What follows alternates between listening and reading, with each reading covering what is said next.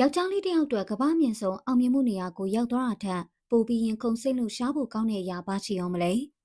အဖြစ်ကတော့ကိုအောင်မြင်တဲ့အချိန်မှာကိုတစ်ဖက်သက်ဆွဲလန်းနှစ်သက်ခဲ့ရတဲ့အိမ်မက်နဲ့သမီးလေးစီကနေအတိမတ်ပြူချီကျူးစကလုံးတွေကိုကြားလိုက်ရတာပါပဲဒီနေ့မှာတော့ UFC ကမ္ဘာချန်ပီယံရွှေကပတ်ကြီးကိုစွတ်ကူးနိုင်ခဲ့ရုံတည်းမကပဲ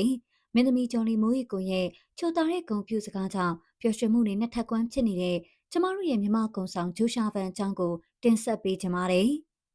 ပထမဆုံးအနေနဲ့ဂျိုရှာဖန်ရဲ့မယုံနိုင်စရာကောင်းတဲ့တမိုင်းဝင်အောင်မြင်မှုကိုအရင်ပြောပြစေ။သူဟာ UFC Flyweight တန်းရဲ့အင်အားကြီးပင်ရဲ့ဖြစ်စိုးစံနေတဲ့ပန်တူကြောင့်ကိုအချိန်တိုတွင်းမှာပဲပြတ်တတ်နိုင်ယူပြီးကမ္ဘာချန်ပီယံဖြစ်လာခဲ့တာပါ။ဒါနဲ့မကသေးပါဘူး။ UFC ရဲ့လူငယ်ကျဲပွင့်ကစားသမားတက်ဆူရိုထရာကိုလည်းဒိုင်ပွဲရက်နဲ့လဲထူပြခဲ့ပြီးသူဟာစစ်မှန်တဲ့ဘရင်တဆူပဲဆိုတာကမ္ဘာအလယ်မှာမြမကုံကိုမြင့်တင်ရင်တက်တည်ပြနိုင်ခဲ့ပါတယ်။အားလုံးသိကြတဲ့အတိုင်းပဲ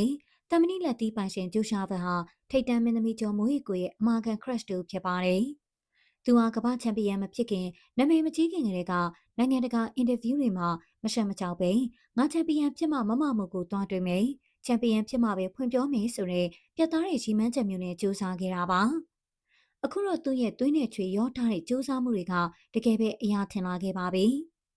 ဖန်တယောင်ချန်ပီယံကပတ်ကိုပခုံးပေါ်တင်ပြီးတာနဲ့တပြိုင်နက်မိုးရီကွန်ကသူမရဲ့လူမှုကွန်ရက်ကနေတဆင့်ချက်ချင်းဆိုသလိုဂုံပြူစကားဆိုခဲ့ပါတယ်။ရိုးတန်းတန်းဂုံပြူတာမျိုးမဟုတ်ပဲအရန်ဂုံယူရပါတယ်။တကယ်ကိုတော်လုံးပါတယ်ဆိုရင်စာသားလေးတွေနဲ့အတူဂျိုရှာဘန်ရဲ့ပုံရိပ်တွေကိုတည်တည်ချာချာမျှဝေခဲ့တာပါ။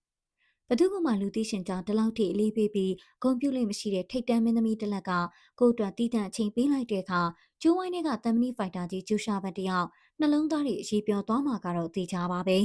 ။ဒီဖြစ်ရကသက်တည်ပြလိုက်တာတခုကတော့ယောက်ျားလေးတယောက်အောင်မြင်မှုရှိရင်အချစ်စစ်ကိုပိုင်ဆိုင်နေနေဆိုတာပါပဲ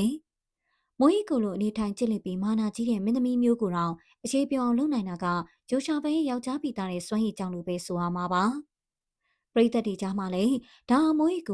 ဗန်ကိုမီးစိမ်းပြလိုက်တာပဲလို့စနှောင်နေကြပြီးအသက်အရွယ်ကွာခြားမှုကိုထင်မတွက်တော့ပဲရွှေနဲ့မြောက်လိုလိုက်ဖက်လွန်းလို့ဝိုင်းပြီးအားပေးနေကြပါတယ်။ဒါနဲ့မကသေးပါဘူး။သတင်းတက်တဲ့ကြားရတာကတော့ဂျိုရှာပန်ဟာမကြခင်မှာရွှေကပတ်ကြီးကိုပခုံးပေါ်တင်ပြီးမြန်မာနိုင်ငံကိုပြန်လာတော့မှာပါ။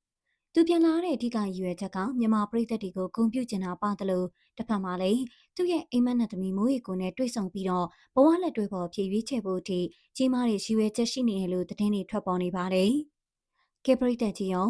သူတို့နှစ်ယောက်ရဲ့ရင်ခုန်စရာဇလန်းလေးပေါ်ဘယ်လိုမြင်မိကြလဲရှင်။အမှန်တကယ်ပဲဖူးစာစုံသွားစေချင်ကြလားဆိုတော့ comment မှာဝင်ရောက်ဆွေးနွေးသွားကြပါအောင်ရှင်။အခုလိုကြည့်ရှုပေးတဲ့အတွက်အထူးပဲကျေးဇူးတင်ပါတယ်။